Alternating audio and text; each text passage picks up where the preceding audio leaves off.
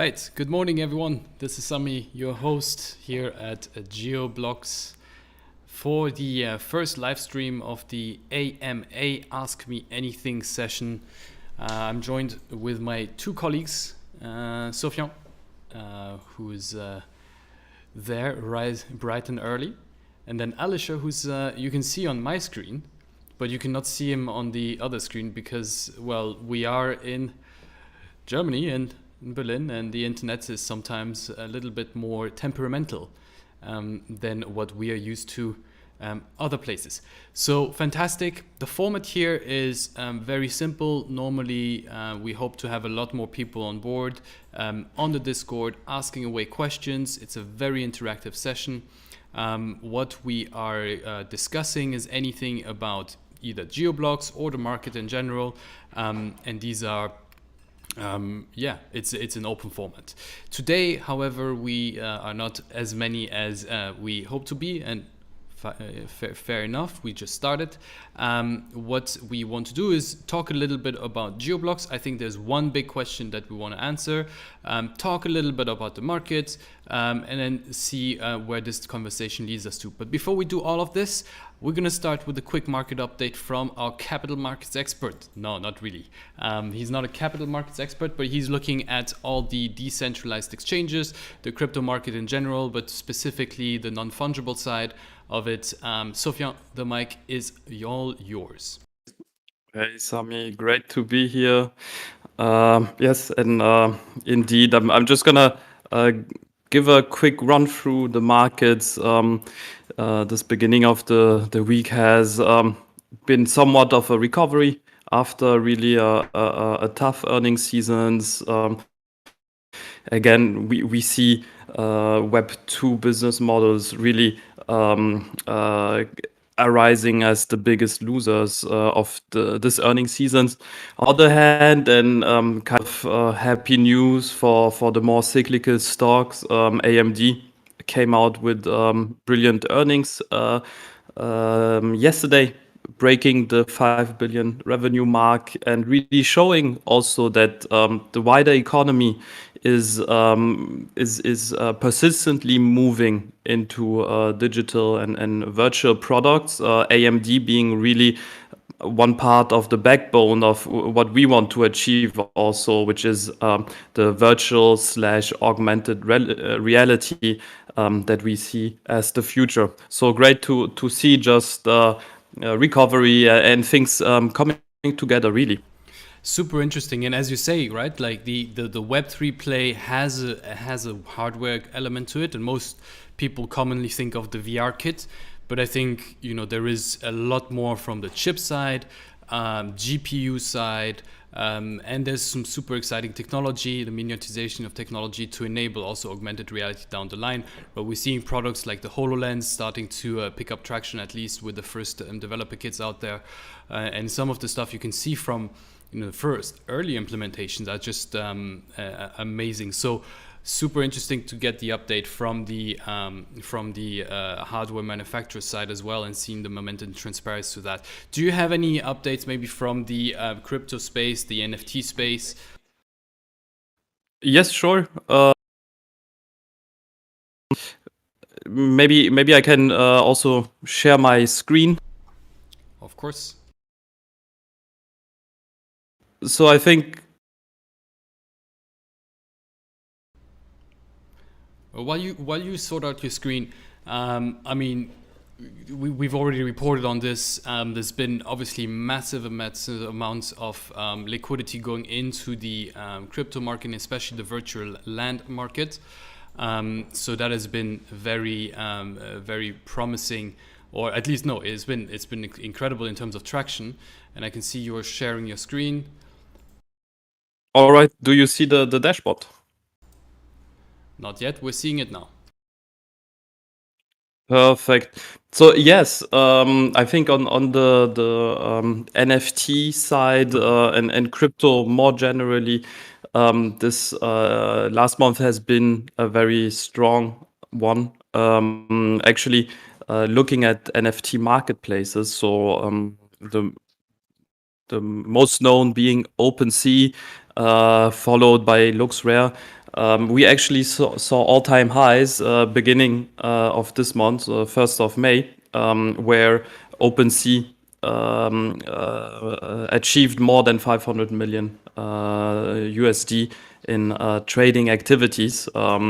And this is also linked to major announcements, like the other side project of the Bored Ape Yacht Club that really had a lot of traction and a lot of secondary market activity after the initial minting. Here again, we see this kind of usual structure where just only about half of the supply of these smart contracts is available to the public in the initial sale.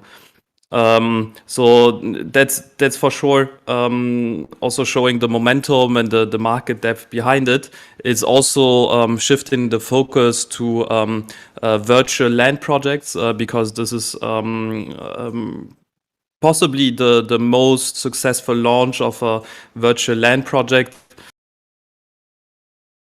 If we look at prices, it's already the highest valued one with prices above 30,000 on secondary markets, so above more established players like Decentraland or Sandbox and even NFT worlds, which are all, as we see it in the gaming side of virtual lands. On the other side, and looking also what players outside of the NFT space are thinking, I think a big announcement came from Tesla on Monday. So probably didn't get as much attention as the Twitter acquisition by Elon Musk, but Tesla changed their attitude toward digital assets. So we understand it as smart contracts that are ledgered on the Ethereum blockchain, and they are actually looking into increasing their position, their holdings of such assets, really showing the benefits and applications that come that are not limited to the gaming experience, but really can also be integrated into wider supply chain and other businesses. Right. Thank you for that update. So strong momentum across the board. Corporates continuing. Well, it's the most prominent corporate, but one of the largest companies in the world going back into the market, changing its attitude completely again. So that is clearly a good fundamental basis, at least for this market to continue to evolve. With that in mind, I think let's talk about technology. Let's go back into what our core business is, our core day-to-day is, and let's talk about GeoBlocks. Let me just close the stream here. And now it should be all back. Awesome. So GeoBlocks, I think what the first question is that we should all answer is, what is GeoBlocks? And for that, I think the easiest way is to look a little bit at the screen behind me, and that is the fundamental inspiration for it, which is essentially a map-based tool with real integrated devices on a massive scale. And that really formed the basis for what we did in terms of R&D and bringing a product closer to a stage that is mature and can be used. I prepared one slide that I'll be able to share now. There you go. This is essentially the vision or the product as it's going to come out, and this is quite high level. What you'll see is the ability essentially to interact with the map in a very meaningful way, in a relevant way. That means that is always linked to the real life and to the real life applications. So first of all, GeoBlocks is an NFT virtual land. It merges the real and the virtual world through device integration, which is the bread and butter and the core expertise that we have. Now, what we did is we took the world and split it into metacubes. Each metacube is a 3 by 3 by 3 meter cube, essentially, of the world. So it's unique. 3 meters, by the way, about 10 feet for our American colleagues. And it's very unique, and it's quite small, so it can be customized and represent a real place, essentially, right? Not every place is 10 by 10 or 20 by 20 or even 120 by 20. Some other competitors, I think, or other offerings out there are providing this type of not providing this type of granularity. So that is the first super cool thing about GeoBlocks. So when you take all these cubes and you assemble them, you create a GeoBlock.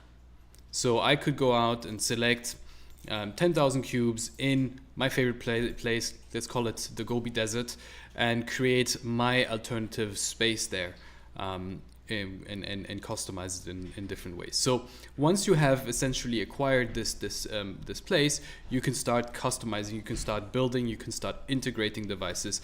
And really what we love is integrating cameras, is integrating machines, and is streaming content at the end of the day. And that's what we tried to do yesterday and show a little bit what we have on the alpha in terms of the content you can stream, and again, some really cool places you can check out, all from the convenience of your home. So it's about customizing, adding content, creating activities, functionalities, adding devices. And once you've done that, you are able to essentially benefit from all the Web3 technologies, which include, of course, crypto payments and blockchain and other technologies behind that. So that means you can earn directly. You can create rewards through new products that you create. So, for example, NFTs, but we'll speak about that in a little bit later. But also you can accept crypto payments, and you can accept fiat payments out of the box, because some of the places, some of the users that we want to cater to are in a transition phase, right? We are not excluding the traditional asset classes just because we should, but we provide a stepping stone to say, hey, look, what you can do with Web3, you can still use your fiat for now, but we're going to encourage you to move over to the crypto world because we are much more, convinced by the offering there. But so the earning indirectly, that is what we're trying to challenge also on the Web2 models of doing business, and it's really the core essence of the product. And the last part is what we call DAO governance. And without getting too technical, a DAO is a type of organization that is fully decentralized, autonomous, and is governed by itself. So it's by the citizens, for the citizens, and we say citizens as owners and stakeholders and users of the GeoBlock platform. We're really trying to put back the power to the people to decide what they do and how they do it within their social interactions or interactions with the web, which is something that was missing in Web 2, and we want to address at the very foundation of our offering. Well, that's an interesting point you're mentioning, and maybe to give a bit more color to this DAO, what do you expect people to be able to vote on? How will the voting take place? Maybe you can share already on these elements a few ideas. Yeah. So first of all, it's all about the big decisions on the roadmap. What does the communities or the communities want to implement in terms of technology? Do you want to have this type of device integration? What takes priority on the development agenda? So there is a direct say in what the product should look like as we go along. But of course, we're here to provide the necessary foundations, the necessary first approach to say, hey, we know how to do this.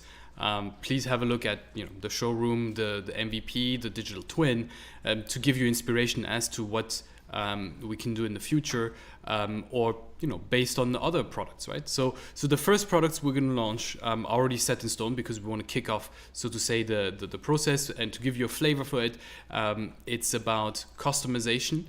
So each of the MetaCubes are fully immersive experiences that can be designed. We'll provide the no-code tools to do that. It's about embedding content.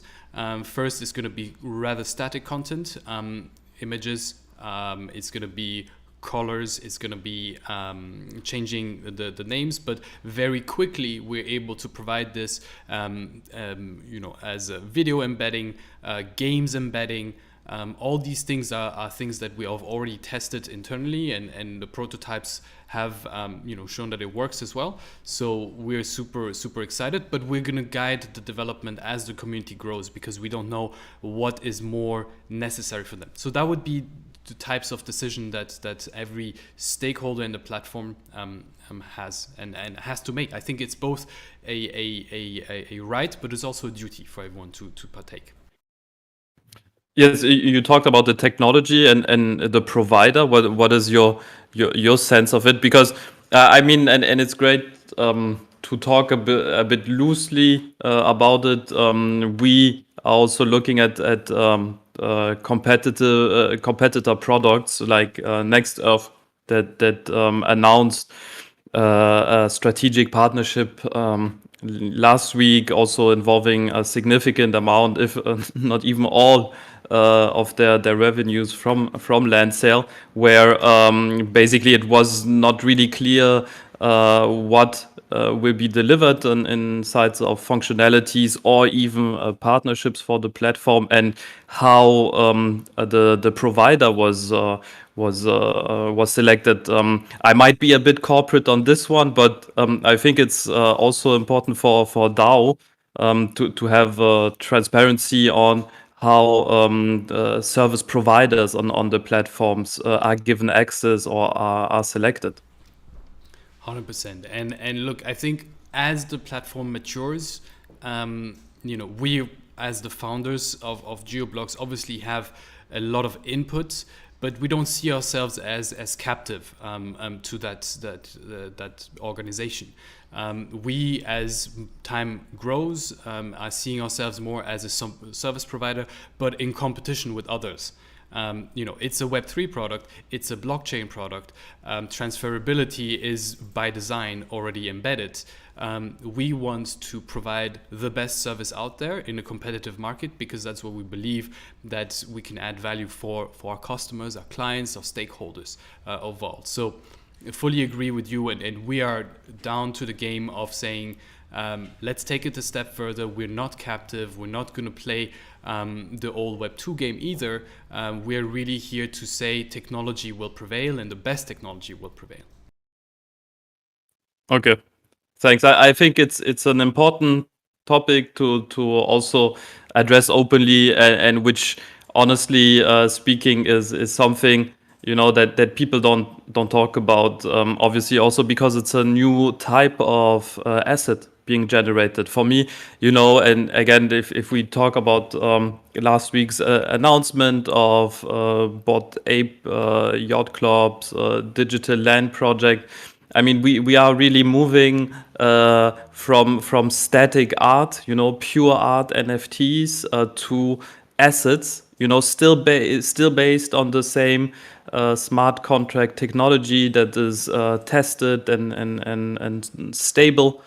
And it's just very exciting. But still, I think when you move away from static art, where it's about who created it, about only kind of the provenance and so on, subjects like choice and having a voice, and not only the deed on the blockchain is really important. And it's a really good point you make. Maybe we'll go back just to that little slide.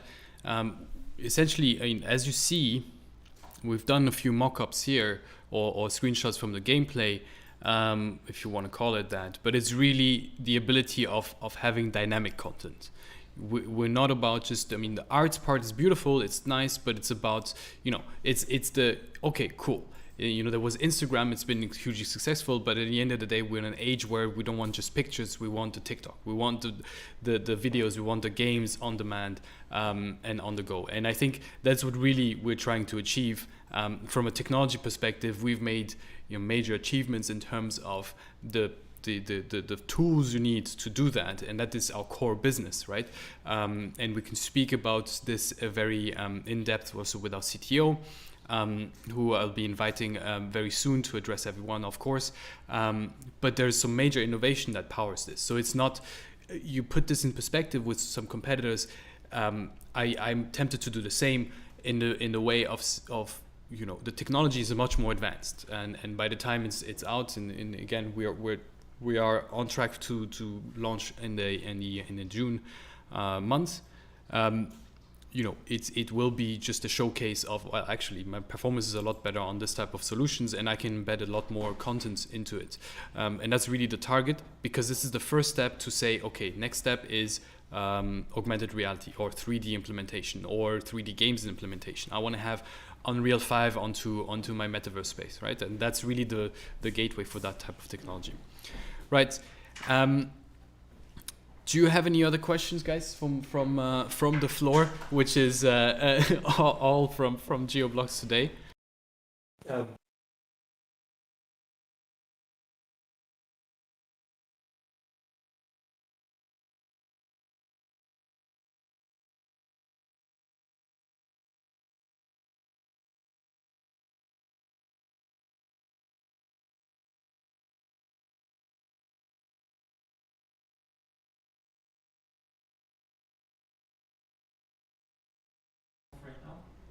So I think there was a little issue with your mic, Alisher, but no worries. So his question was, there is a contribution-based earning model, right, embedded that I addressed, and he asked whether we are thinking of others types of earning with this. So I think to answer your question very, very easily, yes. We're thinking of many different ways of making money on multiple dimensions as well.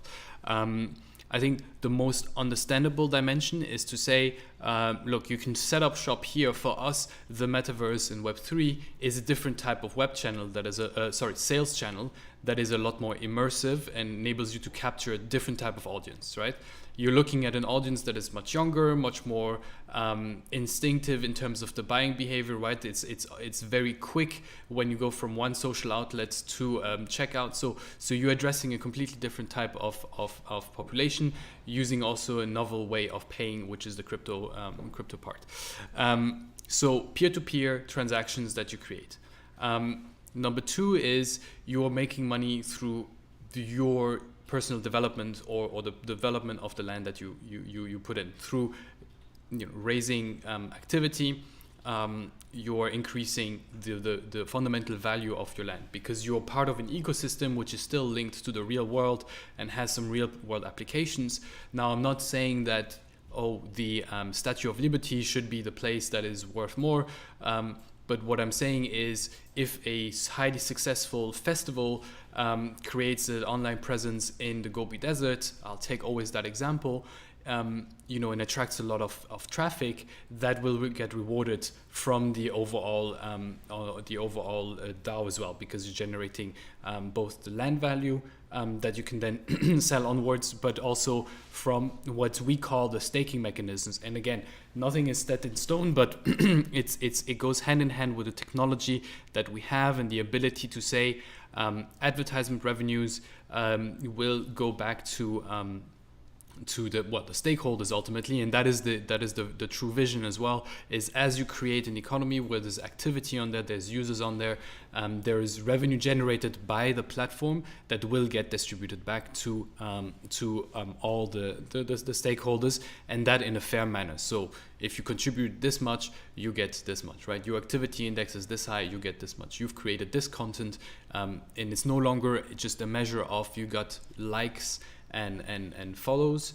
It then translates into a intransparent monetization, but it's a very transaction based and very transparent way of redistributing on a monthly basis, on a much more regular basis, revenue made by the platforms.